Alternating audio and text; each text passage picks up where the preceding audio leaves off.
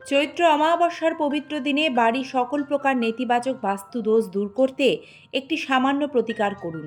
এ প্রতিকারের ফলে আপনার বাড়ির সকল প্রকার অশুভ শক্তি দূর হবে, নজর দোষ কাটবে, কর্মে যে জটিল বাধা বিপত্তির সম্মুখীন হচ্ছেন, গ্রহদোষের কারণে যে কষ্টগুলি পাচ্ছেন, সে সব কিছু থেকে মুক্তি পেয়ে সুখ শান্তি আর্থিক উন্নতি হবে।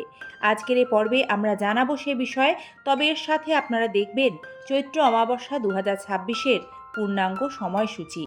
দর্শক বন্ধুরা, 2026 সালে চৈত্র অমাবস্যা ইংরাজি 19 মার্চ, বাংলা চৌঠা চৈত্র 1432 বঙ্গাব্দ বৃহস্পতিবার পালন করা হবে।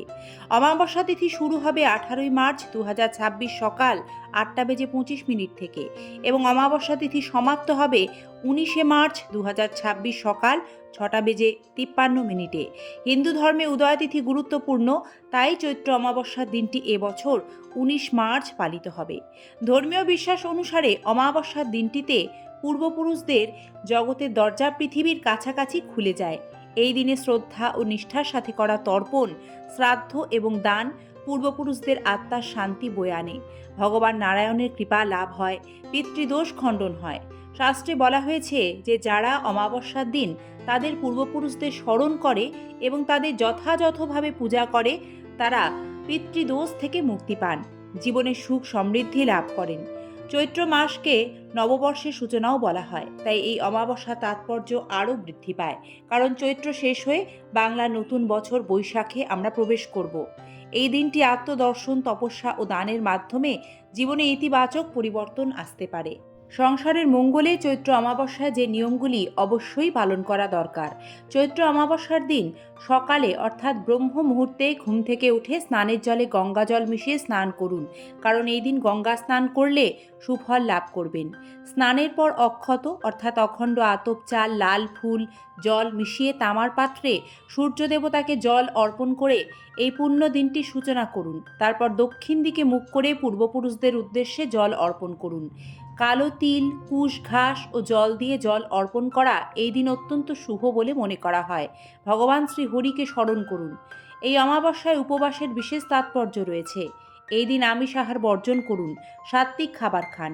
এতে শুধু আধ্যাত্মিক উন্নতিই নয়, বছরভর শরীর স্বাস্থ্যও ভালো থাকবে। এই অমাবস্যার সন্ধ্যায় কোনো একটি অশ্বত্থ গাছের নিচে একটি সর্ষের তেলে প্রদীপ জ্বালান। শনিদেবকে কালো তিল, নীল ফুল, তেল অর্পণ করুন। এতে জন্মছকে থাকা শনির দোষ খণ্ডন হবে। দর্শক বন্ধুরা, একটা বিষয় জানবেন, আমাদের প্রত্যেকের বাড়ির চারপাশেই কিছু নেগেটিভ বা অশুভ শক্তির প্রভাব বর্তমান থাকে এবং সেগুলি কখনো না কখনো আমাদের ভুলেই আমাদের বাড়ির বাস্তুর ক্ষতি করে ফেলে। আমাদের সুখের সাজানো সংসারে হঠাৎ এই বাস্তুদোষের কারণেই দেখা যায় চরম দারিদ্র্য, দুর্ভোগ, দাম্পত্য কলহ, অশান্তি। বাস্তুদোষ দূর করতে আমরা বিভিন্ন সময়ে বিভিন্ন উপায় করে থাকি, কিন্তু জানেন, বাস্তু বিশেষজ্ঞরা জানান চৈত্র মাসের অমাবস্যা এতটাই গুরুত্বপূর্ণ ও শক্তিশালী একটি তিথি, যেদিন খুব সহজে কোনো প্রতিকার বা নিয়ম করলে বাস্তু দোষ ও বাস্তু সকল প্রকার অশুভ শক্তি দূর হয়ে গৃহে শুভ শক্তি প্রবেশ করে। এই চৈত্র অমাবস্যায় কয়েকটি লবঙ্গ ও কর্পূর দূর করবে আপনার জীবনের সকল সমস্যা। চৈত্র অমাবস্যার রাতে রান্নাঘরে সব কাজ হয়ে যাওয়ার পর রান্নাঘর পরিষ্কার করে একটি পরিষ্কার পাত্রে কয়েকটি বিজোড় সংখ্যায় লবঙ্গ ও কর্পূর একসাথে রেখে তা পুড়িয়ে দিন এবং তার যে ধোঁয়া তা বাড়ির চারিদিকে ভালো করে দেখিয়ে দিন। শুধু বাড়ি নয়, ব্যবসা স্থানেও আপনারা এই নিয়ম পালন করলে উপকার পাবেন। বাস্তু অনুযায়ী বিবাহে বাধা এলে তা দূর করার জন্য এই অমাবস্যায় 6টি কর্পূরের টুকরো ও 36টি ফুল সমেত লবঙ্গ একটি মাটির পাত্রে নিয়ে তাতে একটু চাল মিশিয়ে মা দুর্গাকে স্মরণ করে আহুতি দিন। এতে শীঘ্র বিবাহ সম্ভব হবে, দাম্পত্য সমস্যাও দূর হবে।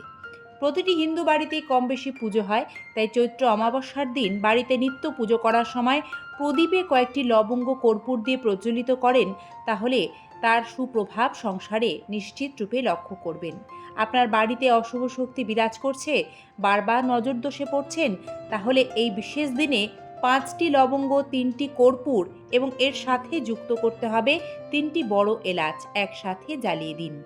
তারপর খুব ভালোভাবে বাড়িতে সেই জিনিসগুলি ধোঁয়া দেখান এবং সবশেষে সেটার যে ছাই থাকবে তা বাড়ির দুয়ারে ছড়িয়ে দিন এবং পরদিন সকালে সেই ছাই জল দিয়ে পরিষ্কার করে দিন। এতেও সমস্ত এই ধরনের সমস্যা থেকে মুক্তি পাবেন। দর্শক বন্ধুরা, জন্মকুণ্ডলিতে যদি শনি, রাহু, কেতু এই গ্রহগুলি দুর্বল বা নিচস্থ কিংবা অশুভ অবস্থায় থাকে, তার খারাপ প্রভাবে ব্যক্তিকে সারা জীবন নানা রকম কঠিন বাধার মুখে পড়তে হয়। ব্যক্তির জীবনে বারবার দুর্ঘটনা ঘটে। শুধু তাই নয়, রাগ বৃদ্ধি পায়, সঠিক সিদ্ধান্ত নিয়ন্ত্রণের ক্ষমতা ব্যক্তি হারিয়ে ফেলে। এই সকল সমস্যা থেকে মুক্তি পেতে চৈত্র অমাবস্যার পুণ্যদিনে অবশ্যই কর্পূর জ্বালিয়ে হনুমান চালিসা পাঠ করুন। হনুমানজি স্মরণ নিন। তার স্মরণ নিলে শনি, রাহু, কেতুর মতো অশুভ গ্রহের প্রভাব থেকে নিশ্চিতরূপে মুক্তি লাভ করবেন। আপনার সুখ সৌভাগ্য লাভ হবে। আপনার শত্রুরা কি আপনার ক্ষতি করতে চেষ্টা করছে অনবরত? এমনটা হলে এই অমাবস্যা তিথিতে ঈশ্বরকে স্মরণ করে একটি মাটির পাত্রে কিছুটা লবঙ্গ, কর্পূর, তার সাথে যোগ করবেন একটু কালো সরিষা। এই তিনটি জিনিস একসাথে জ্বালিয়ে দিন। শত্রু ভয় দূর হবে। আপনার নিজের মধ্যে আত্মবিশ্বাস বাড়বে। এছাড়াও এই বিশেষ দিনে অর্থাৎ চৈত্র অমাবস্যায় ভুল করে তুলসী পাতা কেউ তুলবেন না। অমাবস্যার মধ্যে ক্ষৌরকর্ম করতে নেই। নখ কাটা, চুল কাটা, দাড়ি কাটা এগুলি অমাবস্যার মধ্যে করলে গ্রহদোষ বৃদ্ধি পায়। এই নিয়মগুলিও গৃহস্থের কল্যাণে পালন করবেন। প্রত্যেক অমাবস্যা তিথিতে মা কালীর বিশেষ পূজা আরাধনার ব্যবস্থা করা হয়। যদি সম্ভব হয় কোনো কালী মন্দিরে গিয়ে চৈত্র অমাবস্যার দিন মা কালীকে একটি গুগ্গুলের ধূপ জ্বালিয়ে তা নিবেদন করুন। আপনার জীবনের সকল সমস্যা মায়ের কৃপায় দূর হবে। এই ছিল আজকের নিবেদন। ভালো থাকবেন। ধন্যবাদ। নমস্কার।